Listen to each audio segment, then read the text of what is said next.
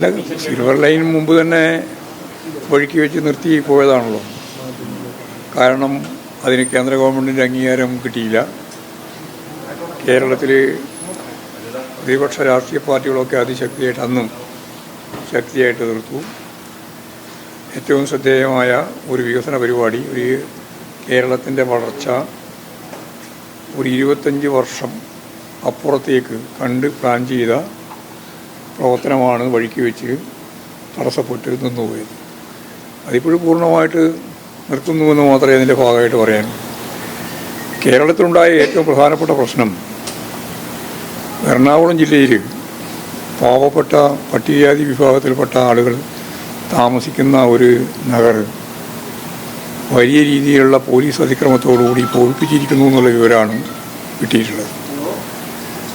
എത്രയോ വർഷക്കാലമായിട്ട് അവരവിടെ താമസിക്കുകയാണ്.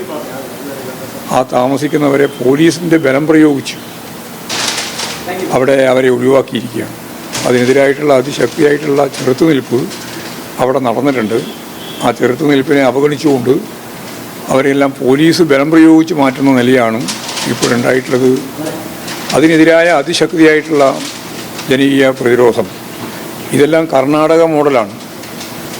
കോൺഗ്രസിൻ്റെ ബുൾഡോസർ സംവിധാനം BJP ആണ് തുടങ്ങിയതെങ്കിലും ഇപ്പോൾ കോൺഗ്രസിൻ്റെ ഗവൺമെൻറ്റിൻ്റെ കാലത്ത് ബാംഗ്ലൂരിനടുത്തുണ്ടായതുപോലെയുള്ള വലിയൊരു കടന്നാക്രമം തന്നെയാണ് എറണാകുളം ജില്ലയിൽ ഇപ്പോഴുണ്ടായിട്ടുള്ളത്.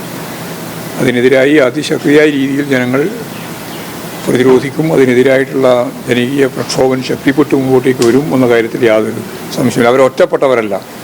ഈ പാവപ്പെട്ട ജനവിഭാഗങ്ങളുടെ സുരക്ഷ ഉറപ്പാക്കുന്നതിന് വേണ്ടിയുള്ള വളരെ ഫലപ്രദമായ രീതിയിലുള്ള പ്രവർത്തനത്തിൽ എല്ലാവരും സഹകരിക്കണം എന്നും അതിലേക്ക് ഇടതുപക്ഷ ജനാധിപത്യ പ്രസ്ഥാനം, പ്രത്യേകിച്ച് CPIM അതിൻ്റെ ഭാഗമായിട്ട് ഉറച്ച നിലപാട് ആ ജനങ്ങളോടൊപ്പം നിന്ന് മുമ്പോട്ടേക്ക് പോകും എന്നുള്ളതാണ് ആ സംബന്ധിച്ച് പറയാം. ഇതുവരെ നടന്ന എല്ലാ ജില്ലാ കമ്മിറ്റികളിലും വലിയ വിമർശനമാണ് പാർട്ടി സെക്രട്ടറി വിമർശിക്കാനാണ് പറഞ്ഞത്. നടത്തണമെന്നാ പറഞ്ഞു. അവര് പരസ്യമായിട്ടല്ലല്ലോ, പാർട്ടിക്കകത്തല്ലേ. പാർട്ടിക്കകത്ത് വിമർശനം, സ്വയം വിമർശനം എല്ലാം വേണം എന്നും ആ ഉണ്ടാകുന്ന വിമർശനത്തെയും സ്വയം വിമർശനത്തെയും എല്ലാം സ്വാംശീകരിച്ച് ഫലപ്രദമായി കേരളത്തിലെ പാർട്ടി നല്ലതുപോലെ മുന്നോട്ടേക്ക് പോകാനുള്ള ഊർജം നൽകും എന്നതാണ് ആ ചർച്ചയിൽ നിന്നും വ്യക്തമാകുന്നത്.